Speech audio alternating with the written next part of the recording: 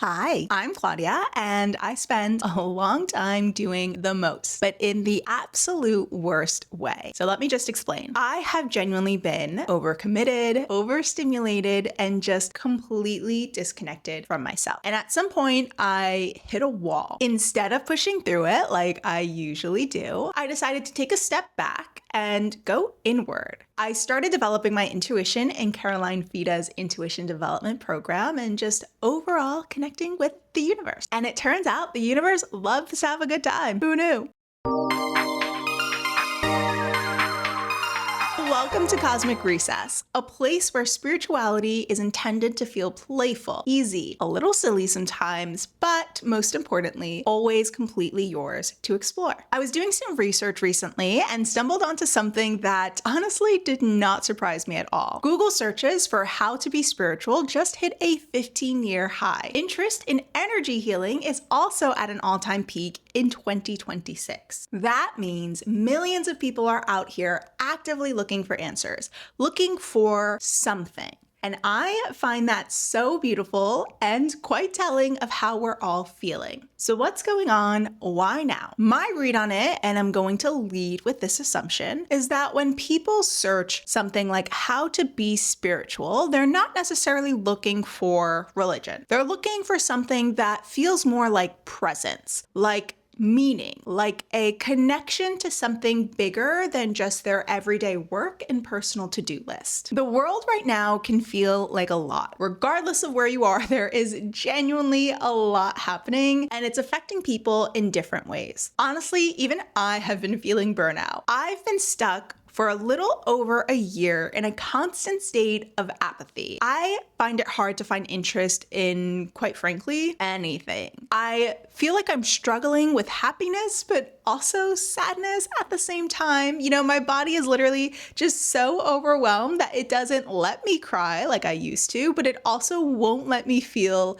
excitement and gratitude. And I've also noticed that I don't have the same capacity of empathy as I used to, which makes it hard for me to care for and show love to the people who matter to me most. You know, sometimes it even feels like I have to put on a mask and push myself to be who people expect of me. Anyways, we're also living in this era of complete information overload. You know, social media, shrinking attention spans, a news cycle that just seems like it never sleeps. So it makes sense that people are craving quite literally the opposite of all that noise. I mean, here I am, and there you are. Spirituality at its core offers exactly that: presence, stillness, and a reason to look inward. I am not here to knock religion, not even a little bit. Religion offers that same sense of presence, community, and meaning for so many people. But what I love about spirituality is that there are no bounds. There is honestly no right or wrong way to do it. No initiation, no process, and absolutely no one gets to tell you that you're doing it wrong. So here's how I personally define spirituality, emphasis on personally, because that is kind of the whole point. 3 simple things. 1, ritual for presence. Actions that are done with intention. It doesn't necessarily need to be elaborate or even aesthetic or look like someone else's routine on the internet. It just has to mean something to you. For me, one of my favorite rituals is actually something really simple. Each night before I go to sleep, I remind myself of 5 mundane but special things I'm grateful for. Things like I got to see a beautiful sunset today, or someone told me that they appreciated me. Little things that pull me back into the present and remind me that the physical world is actually kind of magical if you're paying attention. Oh, and I have been using this free app called Mineral, and it nudges me at 8 p.m. when I set that notification for, so I can take a moment to express gratitude. It's super simple. There are literally no ads, and it allows me to just go in and focus on expressing gratitude, focusing on the task at hand without any other marketing pushes. I also meditate with full acknowledgement that meditation is not just one thing. I even personally have different different versions for different needs. Sometimes I'm meditating for spirit connection. Sometimes it's inner child healing. Sometimes I've just had a long day and just need to get out of my head and back into my body. All of that is meditation. And all of that counts. And if meditation isn't your thing yet, there are so many other beautiful rituals to explore. You could journal for reflection, positive affirmations for self-belief, even going for walks and practicing the art of noticing. Presence itself is a practice, and there are so many ways to incorporate it into a ritual. 2, positive intent toward yourself and towards others. That is literally going to be your baseline. And I want to go a little deeper here because I think this one is genuinely life-changing when you start to take it seriously. In Becoming Supernatural, Joe Dispenza talks about frequency, with joy and freedom sitting at the very top of the flow. The idea being that the closer we operate to those frequencies of love, the more aligned and connected we are with ourselves, with others, with our best friend, the universe. I'm currently in the practice of trying not to absorb other people's energy, not taking on someone else's anger or someone else's sadness as my own, and trying not to get easily offended or reactive, and instead trying to lead with love and kindness. Tangent, but I am genuinely obsessed with Hope Core. Like, I will sit and read comments about how someone's small act of kindness made a world of difference to the stranger, and it just helps me feel completely restored as a human being. Now listen, I know it is not always going to be easy. I can't even say that I've mastered this yet. Case in point, there was a 4-hour flight I was on where food service got delayed until basically the end of the flight. And the entire time I was so frustrated. I was mentally drafting a negative complaint, and I just felt absolutely convinced that I deserved compensation for this horrible flight. Ugh. It is so gross to admit. I was in a negative headspace for way longer than I needed to be. And for what? Because at the end, I got my snack and I completely felt like a different person. And no, I did not submit that negative complaint. But I did leave with a small lesson. Always bring your own snack. If you know you're gonna get hungry, just bring a bite. But an even bigger lesson, that the negative energy you're holding on to is usually hurting you way more than it's hurting the situation. And it was just that, a lesson. I mean, they always are. 3, some understanding that there's a power greater than humanity. What that looks like is completely up to you. Maybe it's the universe. Maybe it's source energy. Maybe it's the great mystery, Mother Nature, something science hasn't fully named yet. Maybe it's even aliens. Honestly, I don't know. The cosmos are pretty vast. But having that sense of something beyond our physical existence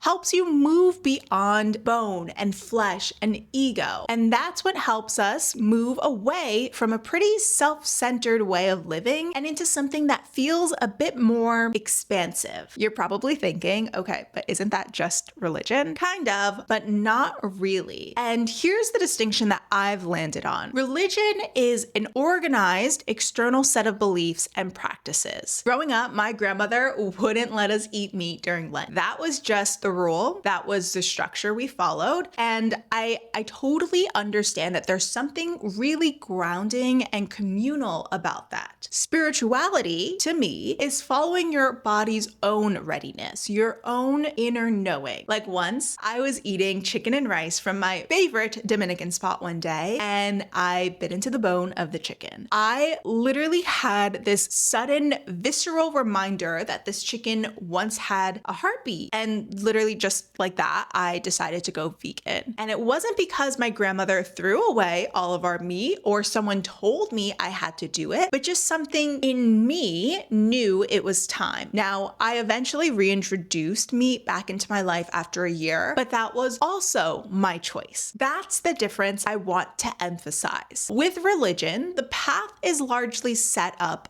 for you. And for a lot of people, that structure is exactly what they need and want. Like I said, I am not knocking religion, but with spirituality, you're defining your journey as you go, which I personally think is incredibly freeing. While on the subject, let's talk about what spirituality is not, because I think clearing this up is just as important as defining what it is. Spirituality is not about being perfectly zen all the time, because if it was, then I would not be able to practice. You can be on your spiritual journey and still have a bad day. You can still lose your temper. You can still feel completely lost. You can even still feel sad. I've come to realize that is kind of the purpose of the human experience. We are here and born with the ability to access a large range of emotions because they're intended to be felt. They're intended to be recognized and processed for growth and evolution. It just reaffirms that you are a soul having a human experience. And that's actually the whole point. Spirituality is not about having the right crystals, the right altar, the right morning routine aesthetic. Yes, those things can be beautiful tools, but they are not the requirement. In fact,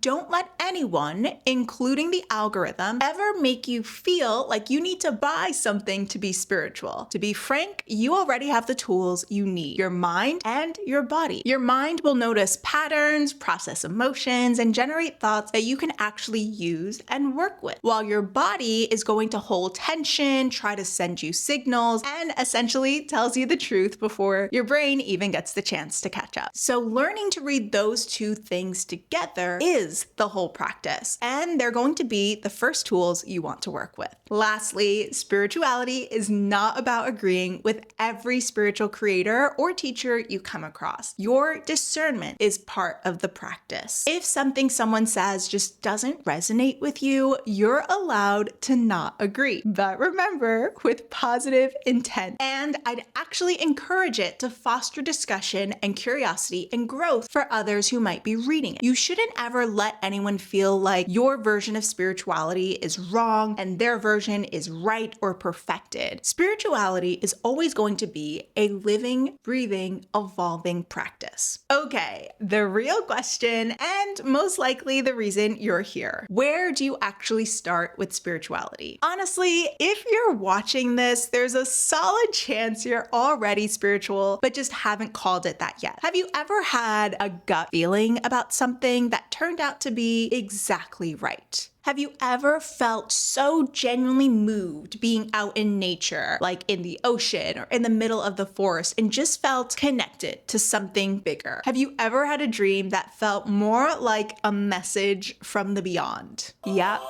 That's it. Spirituality isn't this title you have to earn your way into. I honestly believe it's already in all of us. We just haven't given ourselves permission to take it seriously yet. So here's what I'd suggest if you want to get started. And these are things that have all been part of my personal journey. Get excited for the day after you wake up. Before you officially pick up your phone, yes, even after you turn off your alarm, just take 60 seconds to remind yourself of something special coming up for the day. Your morning coffee. Maybe the fact that it's great weather, or maybe it's the day that a new episode airs from your favorite show. This tiny act of turning attention inward is a spiritual practice. It's presence. And it sets up your day positively when you get to focus on things that make you happy, things that make you feel complete and eager. Try intuition journaling. This one has been huge for me. It's a little different because you're not journaling to talk about your day, but rather you're journaling to have a conversation with yourself. You can answer some questions like, what have I been avoiding that I need to face? What does my body feel like it needs right now? Why does this person or this situation keep happening over and over again? You will find that you, your highest self, the universe, whoever you choose to connect to, will give you the guidance and support you need. Start noticing synchronicities. Yes, those little moments that feel like winks from the universe or that something bigger is communicating with you. Like when a song comes on at the exact right moment, or when a conversation with a stranger happens to answer a question that you've been sitting with, or,